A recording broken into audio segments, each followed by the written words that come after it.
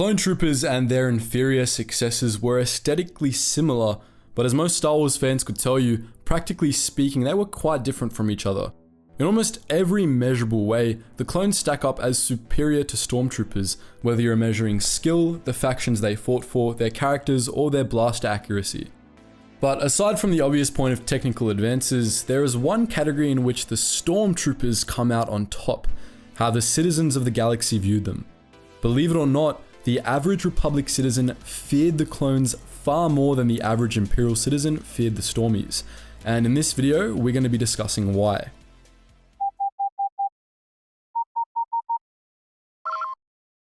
Attention, Sergeant on deck! Clones and Stormies had two distinct job descriptions. The clone troopers of the Grand Army of the Republic were bred for war, elite soldiers trained to serve as the backbone of the Republic military. They were expected to die fighting vast hordes of Separatist droids in full-scale battles that consumed entire planets in a desperate bid to preserve the Republic. Stormtroopers, on the other hand, were an elite corps separate from both the Imperial Army and the Imperial Navy, essentially the Empire's counterpart to the real-world US Marine Corps. They would lead the charge in putting down insurrections, and they were often employed to spread terror on any world that rejected the iron-fisted rule of the Empire. Stormtroopers, undoubtedly, were the nastier of the two. It's true that clone units like the Coruscant Guard often persecuted innocent loyalist civilians, but nothing the clones did could ever hope to compare the atrocities of the Stormtrooper Corps. The Empire was utterly ruthless, and the Stormtrooper Corps was its fist, responsible for all manner of massacres and totalitarian fear campaigns that, more often than not, were directed against Imperial civilians. Why then would anyone in their right mind fear clones more? Propaganda played a large role in this to start. Imperial Holovision routinely glorified the Stormtrooper Corps, and the only ones that really know about Imperial atrocities were those who were directly involved. Now, the foundations of the Imperial propaganda network were laid during the Clone Wars, when the Republic seized control of and began to censor the HoloNet news, which they also used for propaganda purposes.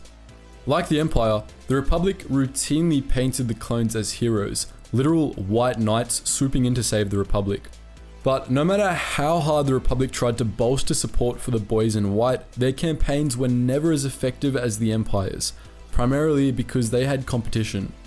During the Clone Wars, rogue Separatist factions routinely hijacked HoloNet transceivers to spread dispatches from the CIS shadow feed, a propaganda newsnet sponsored by the Corporate Alliance, the Intergalactic Banking Clan, and the Hypercommunications Cartel.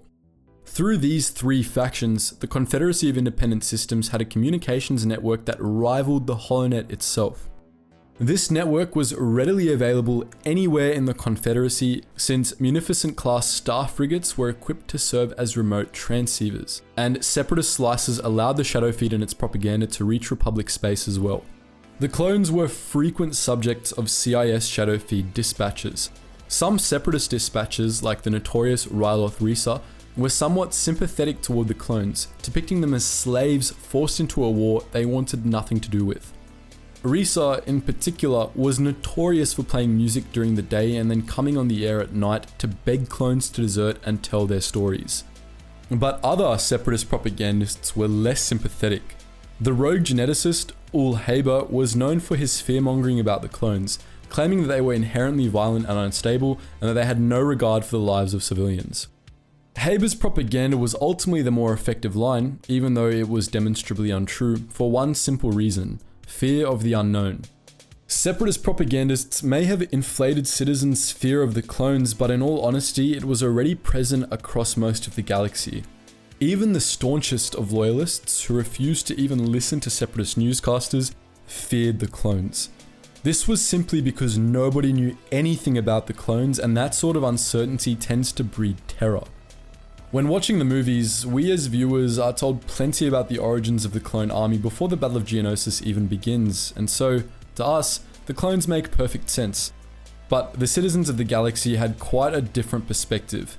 For everyone except a handful of Jedi, the Grand Army of the Republic came out of nowhere at Geonosis. It was months before most people learned that the army had come from Kamino, or that it was based on the genetic template of Jango Fett. Many people never even learned this basic information. All they knew was that, all of a sudden, the Republic had a massive army of elite white armored clones. They didn't know where the clones had come from, why they were fighting for the Republic, or what they even looked like under those helmets. Most loyalists were pretty glad that the Republic had somehow managed to pull a whole army out of its arse at the last second, all things considered, but that didn't make the clones themselves any less unsettling. Even for viewers, who know all the details that civilians didn't, the GAR has some really disturbing aspects to it. Separatist propaganda lines about the clones being slaves to the Republic weren't an exaggeration, and what's even more disturbing than that is the fact that the Senate never even considered that a moral issue or questioned the army at all. It didn't help that the Republic largely tried to separate their clones from the civilian populace. This was on the advice of the Kaminoans, primarily because the clones weren't sterilized and had active sex drives, a dreaded problem for any garrison commander. Even on worlds with permanent defensive garrisons, like Coruscant, clones were highly restricted in how much they could interact with civilians, and though these restrictions loosened as the war went on, they still largely prevented clones from mingling too much with the locals. As a result of this, the average loyalist civilian had little to go on when it came to how they viewed their new clone protectors. Most of what they heard about the clones was news from the front lines, which, thanks to Republic nationalization, almost always focused on how the clones were fighting hard. The combat skills of the clones were often exaggerated by the Holonet, and Republic propagandists frequently depicted the clones as unstoppable super soldiers capable of mowing down whole droid armies. This boosted morale, but it didn't help the popular perception of clone troopers. If they were capable of annihilating hordes of battle droids after all, what else would they be able to do if turned against civilians? These were the fears that separatist propagandists played upon the most.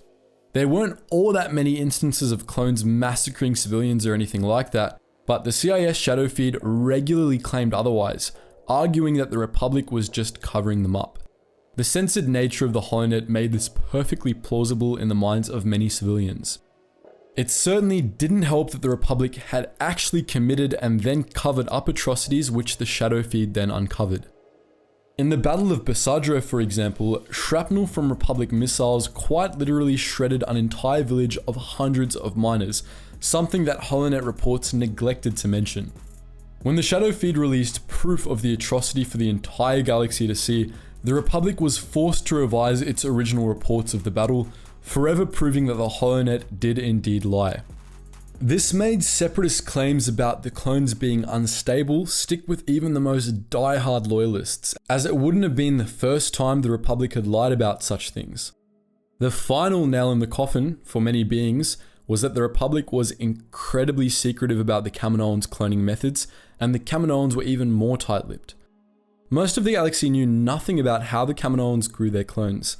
Instead, they were familiar with the more popular Arcanian methods. As we've discussed in a few recent videos, the Arcanian methods were far less ethical than those of the Kaminoans, and they had a nasty habit of producing violently psychotic clones. Few loyalists had even heard of Kamino, but they had all heard horror stories about clone madness. Many loyalists feared that the clones would snap and start gunning down civilians, fears that were bolstered not only by the Separatists, but by other loyalists closer to the fighting. Rumours spread during the later months of the Clone Wars about the mad clone of Kekilius, who had massacred his squadmates after becoming convinced that they were commando droids in disguise.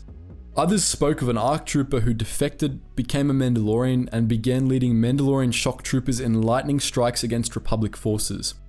These rumours were all too true, and they did nothing to assuage fears that the clones would one day turn on civilians. Few loyalists actually believed Ul Harbor's lies about the clones completely. Not many people outside of Separatist space actually believed that the Jedi had promised the clones that captured planets would be theirs to rule by law of the blaster, for example. But many feared that Harbor's propaganda contained a kernel of truth. Simply put, this just wasn't the case for the Imperial Stormtrooper Corps.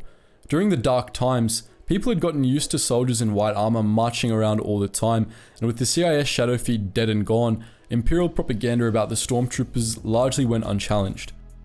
As the Stormtrooper Corps began to rely less on clones and more on recruits, Stormtroopers ceased to be unfamiliar to the civilian populace altogether, as many Imperial citizens would have had family or friends that were Stormtroopers. So that's why the civilians of the galaxy feared clone troopers more than Stormtroopers. But what do you think? Would you like to hear more about wartime propaganda in the Star Wars universe? Let us know in the comment section below. And just before you run off guys, if you're interested in history and some of the badasses in history from all different eras, check out our new channel called The Brave, where we do high quality videos about just that. It's the first link in the description below. And if you're more into the music side of things, check out our Relax Jack music channel, where we use a lot of the music posted there in the videos on this channel. And if you want to join us on our behind the scenes Discord to interact with myself and my team, consider donating to the Patreon. And lastly, if you just want to join our wider community, check us out on the Discord and our Geetsly's gaming network. Anyways guys, as always, thank you so much for watching and I hope you learned something new.